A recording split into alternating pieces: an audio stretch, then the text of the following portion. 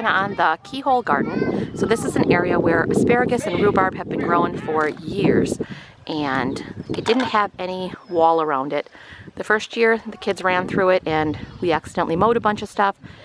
The second year I put up stakes and string, but it was still difficult to get in there and harvest. So what we're building now is the Keyhole garden. So it's a giant circle, but then on the inside is what we call the keyhole. And so that is right here. There's a pathway that comes in and then a big circle in this area so that we can access as much as possible without getting out there and stepping on important things like strawberries or asparagus. And we just don't want to walk on this soil if we don't have to. So we will be adding in stepping stones in between our keyhole, really bad at doing that, in between our keyhole right there and our wall out here. That's still quite a bit of space for us, and I think we need a few stepping stones out here. So we'll watch this summer and move plants as we need to. Right now I am removing a bunch of asparagus and rhubarb that's coming up inside my keyhole and just relocating it.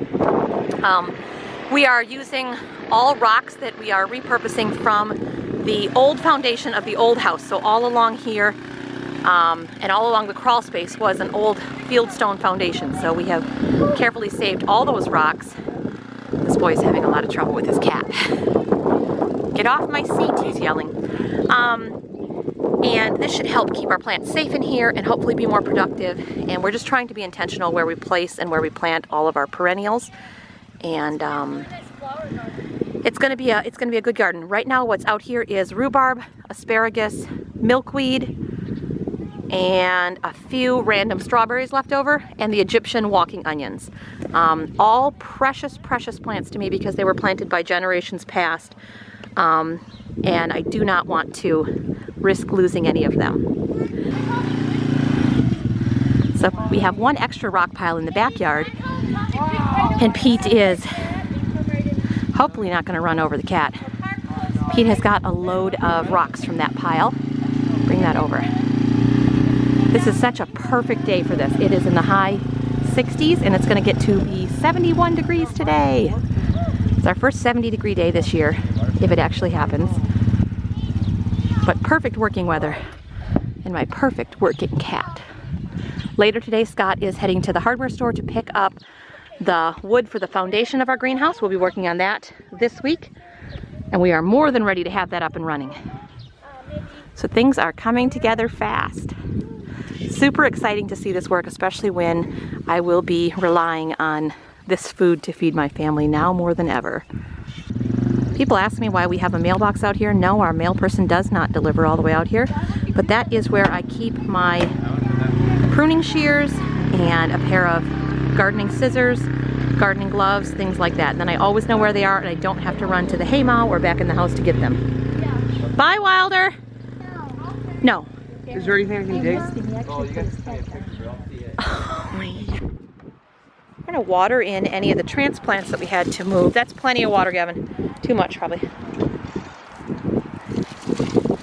Beautiful. Whenever I bring it, it'll go a lot of water. Is this a hole? Yeah. I think so, yeah. And then there's a couple, if you keep going along that, Gavin, you'll see a couple more anywhere it looks like where I disturbed with the shovel. I ran out of straw, so. No idea. So it has turned out really good. This will definitely serve my purpose. I'm sure I'll have more plants to transplant as they come up this summer in the wrong spot, but we'll keep working at it. We'll get them all moved to the correct area. Looks good, Gavin. How about those new asparagus that we planted on the other side? We're gonna try to move Gigantor so we have another sitting rock on our circle. Most of our rocks are small, but we're trying to get a few nice stacks where one could sit and take a break. Not that I allow breaks on our farm, but just in case. We call this strong boy hairline crack. Funnier than I thought. Oh, that's a perfect crack. I love it. That's a nice one.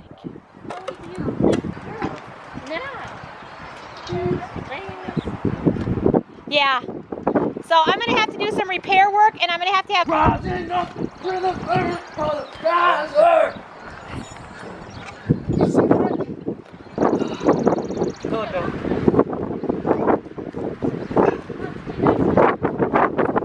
Come on, guys. 2 minutes of work for a lifetime of sitting and staring at your asparagus.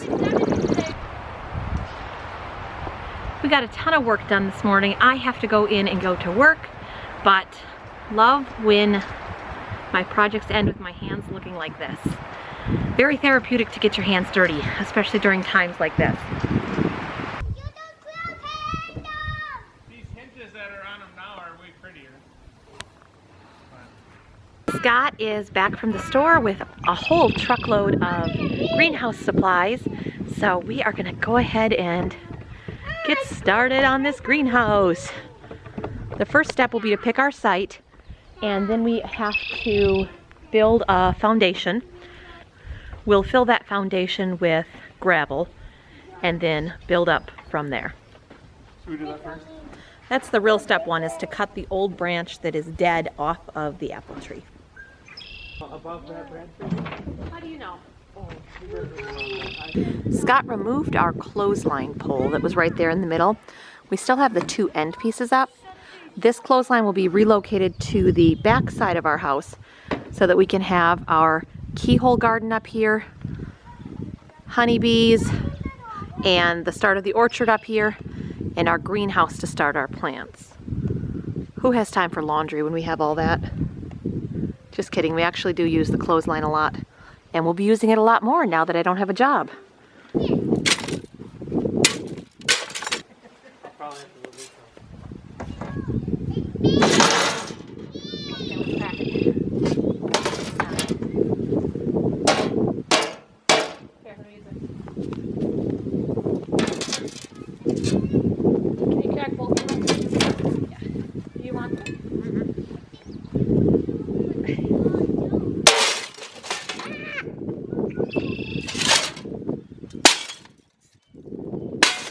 I know!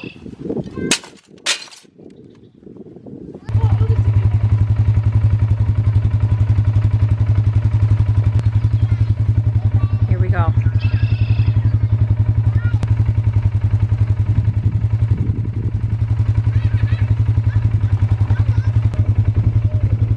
Turns out we need gas first.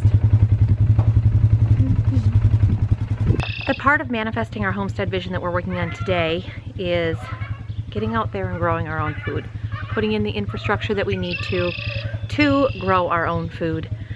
That's always been the goal, but a special pressure now to actually follow through and be extremely successful, and to make every dollar we put in count and every hour we put in count. Today I won't say finished because we have some more work to do, but there's a lot of plants in here already. The strawberries, the asparagus, and the rhubarb, which will all start coming up. We have other asparagus patches on the farm, and I have actually ordered some more that we'll plant in yet another area. I like to ensure that we have spot A, spot B, and spot C in case somebody mows or we have something go wrong in one area, we still have a backup area.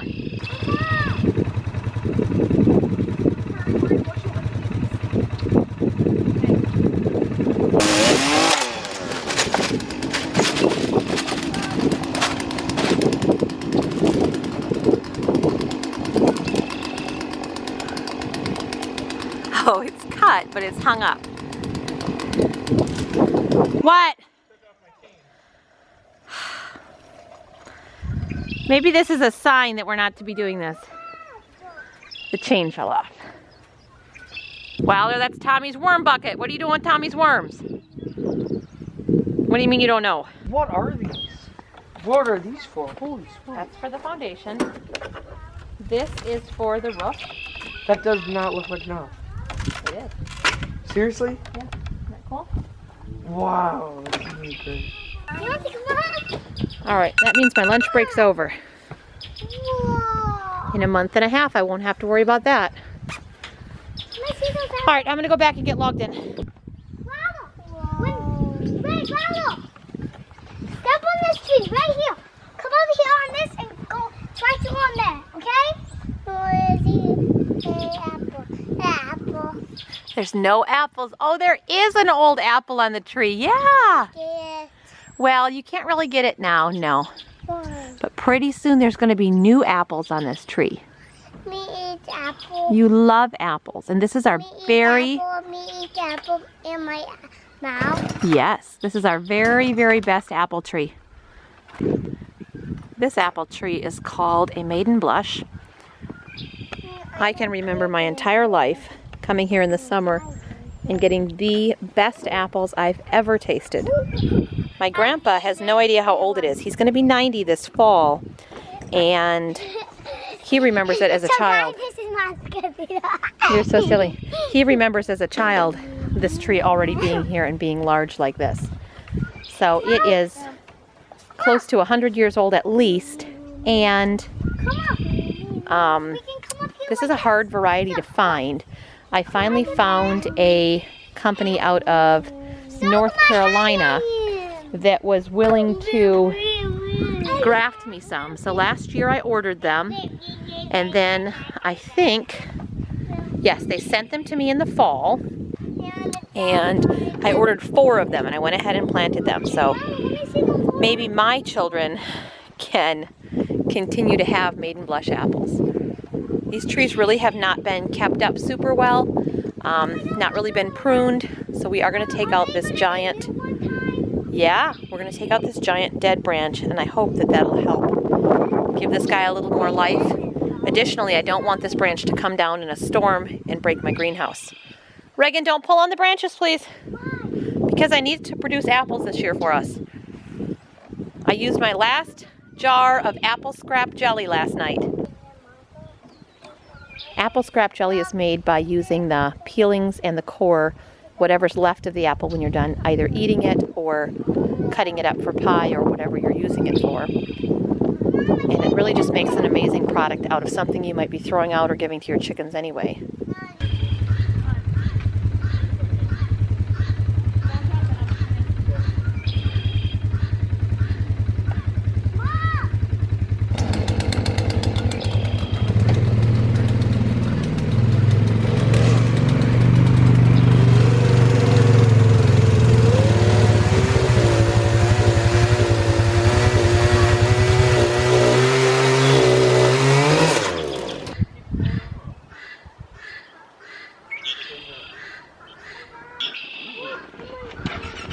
Chain fell off again.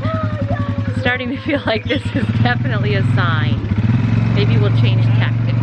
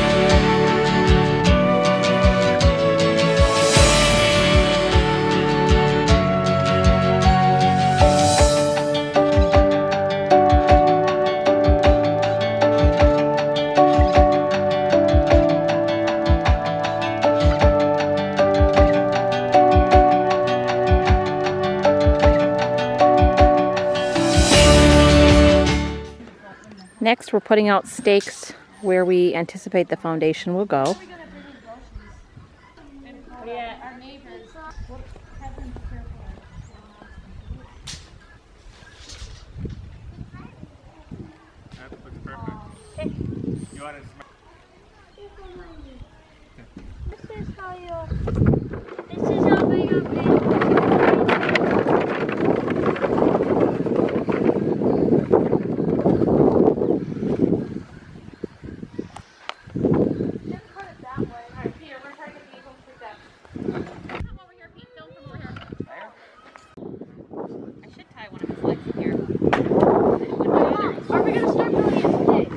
No project would be complete without this cat helping.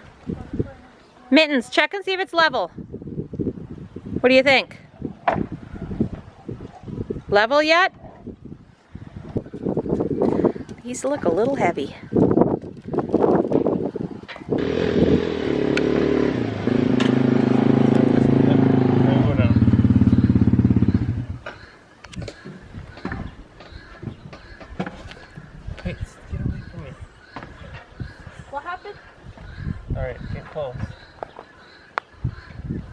That's pretty good, huh? It was such a long day, but such a super productive day. Feel so good about everything that we got done and look forward to what we're going to be able to get done tomorrow. Have a blessed day.